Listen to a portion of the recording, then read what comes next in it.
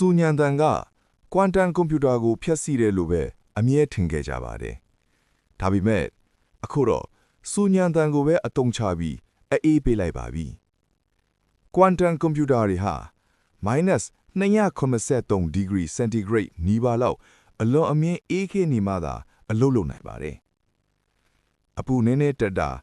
စူညံတန်တေးသေးလေးတစ်ခုတောင်ကွမ်တန်အချက်လက်တွေကိုချက်ချင်းပျက်စီးစေနိုင်ပါတယ်။ Chalmers University ကသုတေသနတွေဟာစူညံတန်ကိုဖယ်ရှားမဲ့အစားအေးပေးကိုအသုံးချတဲ့ကွမ်တန်ရေခဲသေးတာအသစ်ကိုဖန်တီးခဲ့ပါတယ်။ဒီနည်းပညာကို Brownian refrigeration လို့ခေါ်ပြီး